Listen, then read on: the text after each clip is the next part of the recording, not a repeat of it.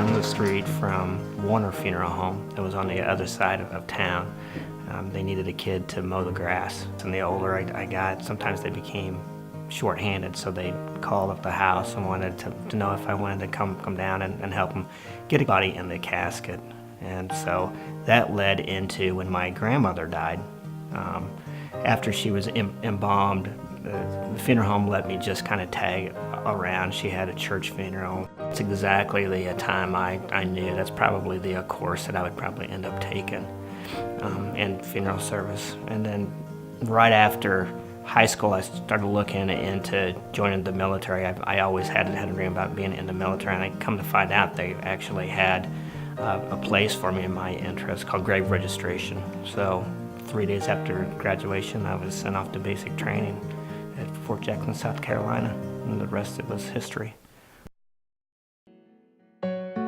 I noticed the first time was the smell of the chemicals and how clinical looking the embalming room is, and more medically looking than what I ever imagined that an embalming room was going to be. My interest just started to grow.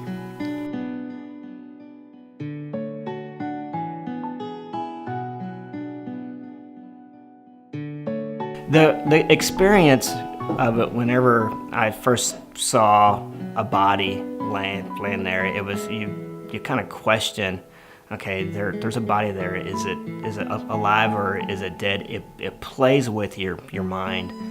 Once you got over the initial shock of it, and your curiosity kicks in. You want to touch the body to see what an embalmed body feels like. You want to take closer looks, see if the eyes are really closed, and then the questions start coming to you. Well, how did this even happen? Where does all the blood get drained out of? Is the rumors true that they really sold their mouth closed, or they super glued their eyes shut? So all these questions that you've always had, which almost everybody has, when it comes to embalming and death. You look at it like a banana. So the banana's gone. The peel is what's here. Banana's gone. This is just the peel of the whole lifespan. So everybody crosses it, whether you want to or not. So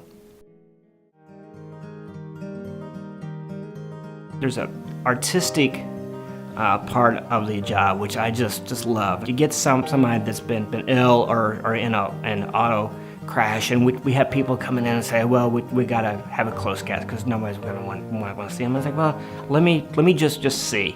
Let me see what I can do. And that's the part, the self-satisfactory of I really helped this family.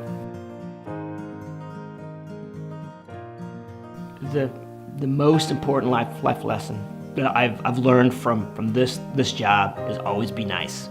Just be nice. God put us on the earth to help people, not to hurt people. Sometimes it's a tough journey, but you give and try to love the best that we can. With love, it's hard. It's hard to give and not get it in return, but you gotta give and you gotta love, because what's the world without love? Nothing. Zero. There's no reason for it. And I always tell my kids, you may not like that person, but you be nice to them, because you ain't guaranteed 10 minutes after that last conversation with them. You just gotta be nice. That's it.